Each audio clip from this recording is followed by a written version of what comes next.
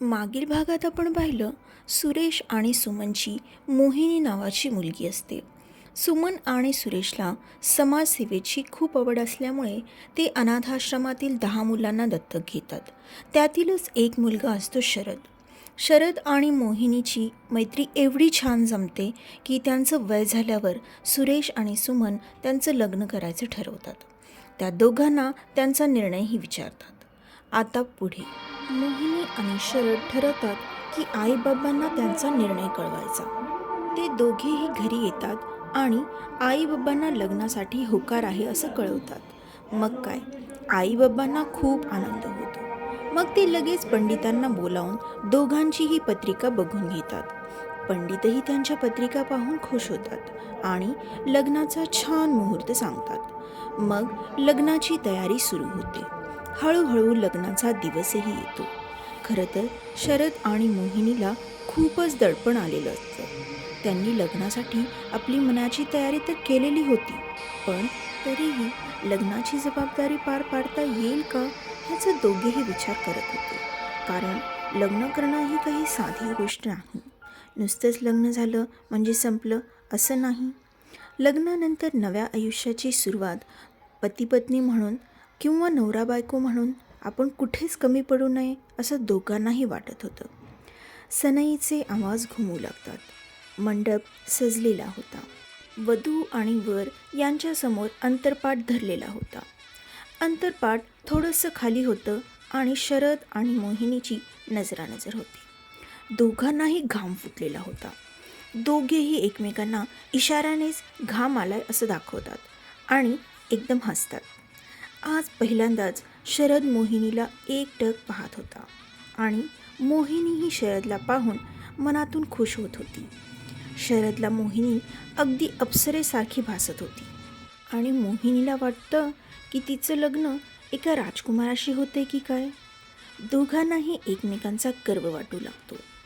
मंत्रोच्चार होतात, अक्षदा पडतात.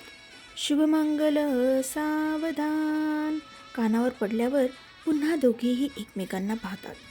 शरद मोहिनीला इशाऱ्यानेच म्हणतो की तू खूप सुंदर दिसतेस. मोहिनी खूप छान लाजते. शरदने पहिल्यांदाच मोहिनीला असं लाजताना पाहिलेलं होतं. तो मनात म्हणतो, यार ही किती छान लाजते. मग शरद मोहिनीला मंगळसूत्र घालतो. तिच्या भांगेत कुंकू भरतो. खऱ्या अर्थाने आता दोघांचं नातं पती-पत्नीचं झालेलं होतं. दोघेही खुश तर होते, पण त्यांचं दडपणही थोडं कमी झालेलं होतं. मग पाठवणीची वेळ येते. बाबांच्या डोळ्यात आनंदाश्रू असतात. बाबांचे अश्रू पाहून मोहिनीला गहिवरून येतं आणि ती बाबांच्या मिठी जाऊन रडू लागते. शरदला तिला असं रडताना पाहून कसं तरीच होतं. त्याच्याही डोळ्यात आसवे जमा होतात. आई आणि बाबा दोघेही शरदचे अश्रू पाहून मोहिनीला सांगतात, मोहिनी बाळ, तुझा जोडीदार खूपच प्रेमळ आहे, मनाने खूपच चांगला आहे. तुझ्या डोळ्यात अश्रू पाहून त्याचेही डोळे पाणावलेत. खरंच तू खूप भाग्यवान आहेस. शरद तुला कधीही दुखावणार नाही ह्याची तर आम्हाला खात्री होती आणि आज ते आम्हाला जाणवलेही. दोघेही एकमेकांकडे पाहतात. आईबाबांचा आशीर्वाद घेतात. त्यांचे अनाथाश्रमातील मित्रमैत्रिणीही आलेले असतात. त्या सर्वांशी गळाभेट घेऊन शरद आणि मोहिनी आपल्या नवीन प्रवासासाठी निघतात.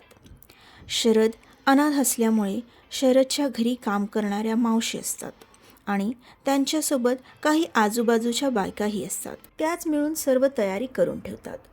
नवरा नवरी आल्यानंतर त्यांचं जंगी स्वागत होतं. दारात आल्यानंतर त्यांचं दोघांना उखाणा घ्यायला सांगतात. आधी मोहिनी उखाणा घेते. कमळात उभी लक्ष्मी, मोरावरती सरस्वती, शरदरावांचं नाव घेते, खरी मी भाग्यवती. उखाणा घेऊन मोहिनी शरदकडे पाहते. शरदही तिच्याकडे पाहून स्मितहास्य करतो. तर मोहिनी इशाऱ्यानेच त्याला नाव घ्यायला सांगते.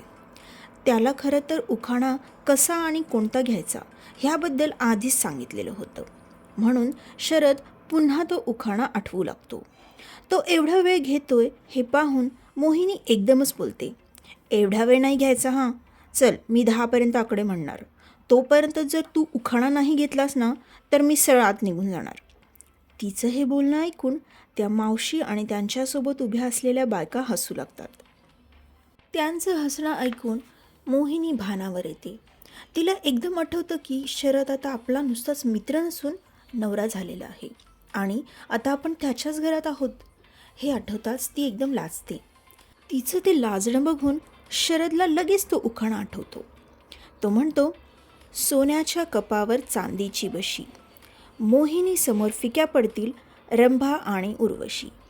उखाणा ऐकताच मोहिनी आधी डोळे मोठे करत शरदकडे बघते आणि मग पुन्हा लाजते. तेथील सर्व बायका टाळ्या वाजवतात आणि मोहिनी माप ओलांडून आत प्रवेश करते. कुंकवाच्या पाण्यात आपले पाय बुडवून लक्ष्मीच्या पावलांनी हळूहळू आत येऊ लागते. शरदकडे बघत बघतच एक एक पाऊल टाकते. शरदने तिचा हात आपल्या हातात घेतलेला होता.